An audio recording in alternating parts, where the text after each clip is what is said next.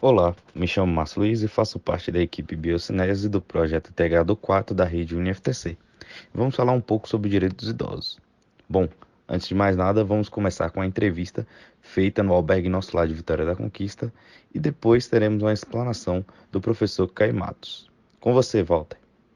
Eu sou Walter Moutinho Vieira, estou aqui para conversar com a pessoa responsável pelo Abrigo Nosso Lar, uma instituição que cuida de idosos na cidade de Vitória da Conquista, Bahia, para conhecer um pouco da realidade desse local. Qual o seu nome e qual função a senhora desempenha no Abrigo Nosso Lar? Eu sou Eulina Alves Amorim, trabalho aqui no abrigo há 11 anos, sou arquivista, trabalho com essa parte de documentação. Quais são as fontes de renda básicas do abrigo? O abrigo Nosso Lar é responsabilidade social da União Espírita, tem como mantenedora, mas vive também de contribuições da sociedade em todos os sentidos, seja alimento, roupas, remédios, recebe ajuda de toda a sociedade. Isso. Comerciantes, né? Exato, em todos os setores, de todos os setores. Isso é importante. Eu queria saber assim, vocês têm um quadro fixo, né, de funcionários e tem voluntários também, não é? Tem um quadro fixo de 43 funcionários. 43 funcionários. Então, a União também ela necessita de ajuda, que é para honrar a folha de Claro, pagamento. que não é pequena, né? Dentre esses funcionários, a maior parte deles fica, mas tem voluntários também. E tem também funcionários cedidos pela prefeitura. Eu queria saber assim, e quantos são os idosos? São 43. E quanto às famílias? As famílias costumam vir visitá-los ou não? Aqui no abrigo, cada caso é um caso, né? Uhum. Alguns a família vem visitar sim, outros não. São casos bem distintos. E aqui eles têm todo o apoio, né? Uma rede de apoio de profissionais, né? Atividades lúdicas, né? Para manter, né? Sim, o Abrigo Nosso Lar, ele conta com funcionários na área de saúde, cuidadores, técnicos e enfermeiros. E tem um médico também que é voluntário. Ah, certo. E é toda assim, uma dinâmica aqui dentro. Porque além dos funcionários da saúde, tem também os funcionários dos serviços gerais e tem os funcionários também da nutrição. Claro. Para manter uma estrutura dessa não é fácil, né? Exatamente.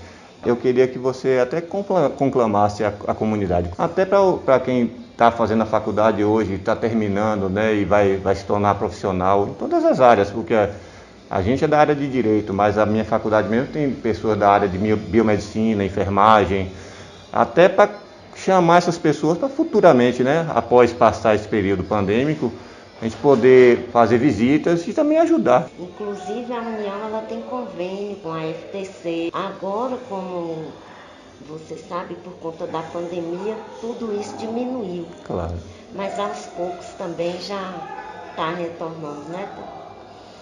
E o apelo que eu faço é que a sociedade, se assim for o desejo do coração, que possa contribuir com um abrigo. Pode ser com serviço, pode ser com doação em espécie, pode ser com doação em gêneros alimentícios, ou produtos de higiene pessoal, ou produtos de limpeza, ou até mesmo conversar com os idosos, fraldas, né? Fazer atividades com os idosos, Claro, pode ser isso. jogos, pode ser música, alguém que saiba tocar violão, que cante, eles gostam muito. Então, toda ajuda aqui é bem-vinda. Aí eu queria agradecer, encerrando, viu? Muito obrigado a Thelma, a Aulina e a todos aqui. Valeu? Muito obrigado. Bom, agora vamos para a explanação dos direitos dos idosos com o professor Caio Matos. Fala, criocítias! Aqui quem fala é o professor Caio Matos, sou professor da instituição FTC, dou aulas de Direitos Humanos, Direito Administrativo, Introdução ao Estudo de Direito, Filosofia do Direito. Então, hoje a gente está aqui a convite de alguns dos seus colegas para falar a respeito da situação do idoso, alguns aspectos da situação do idoso.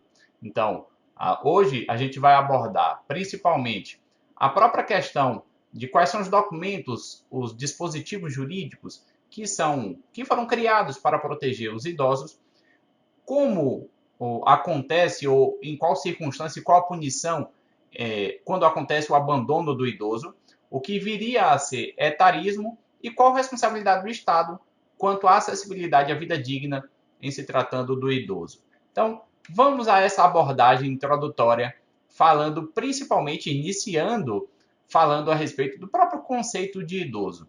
Na verdade, considera-se idoso na sistemática atual, na orientação atual, todo aquele que tem idade igual ou superior a 60 anos. Então, todas essas pessoas que se encontram dessa faixa etária são consideradas idosas.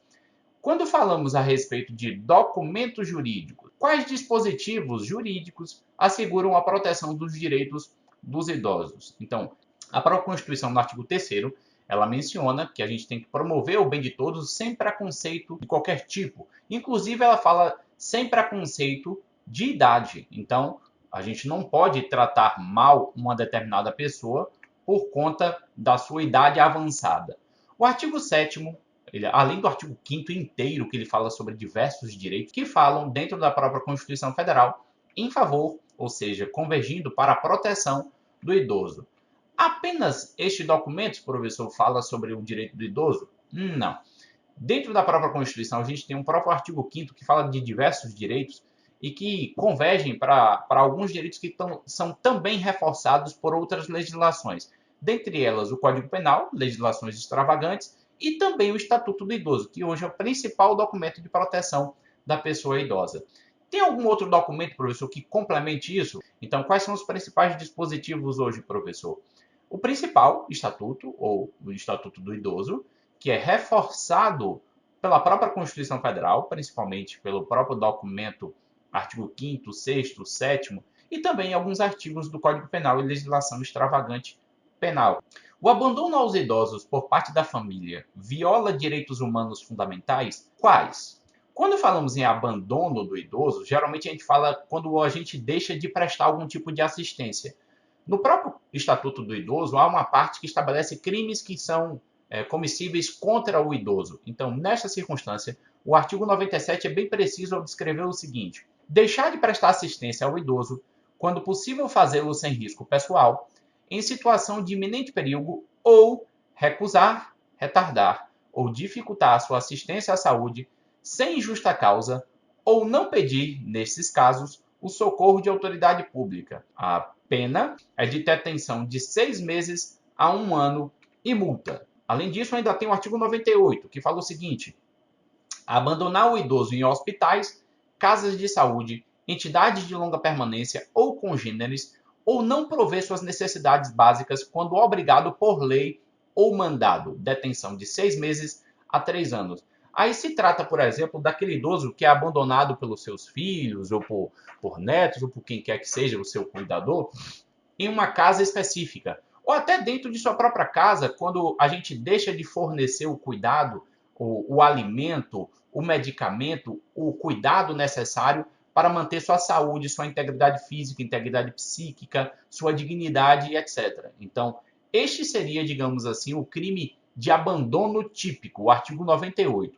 Só que o artigo 97, que eu acabei de mencionar, ele também implica em um pouco de abandono, que é quando você deixa de prestar assistência quando é possível fazer sem perigo próprio. Só que o de abandono é para quem já tem essa obrigação ou por lei ou por mandado judicial. Então, eu ordenei, enquanto juiz, que você cuidasse, você não cuidou, ou então, por lei, eu sou o fiel responsável dele e não presto a devida proteção. Então, neste caso, é o crime de abandono que vai implicar em algum tipo de punição para aquele cidadão. Então, o mínimo existencial tem que ser garantido por aquele que é o fiel garantidor, imposto por lei ou por ordem judicial para fazê-lo. Então, é possível que haja uma violação deste direito. O que viria a ser etarismo? Etarismo é quando você pega a questão da idade e vê isso como negativo. Ou seja, eu trato com preconceito uma pessoa que tem uma idade avançada. Então, isto é, digamos, permitido pela lei? Não.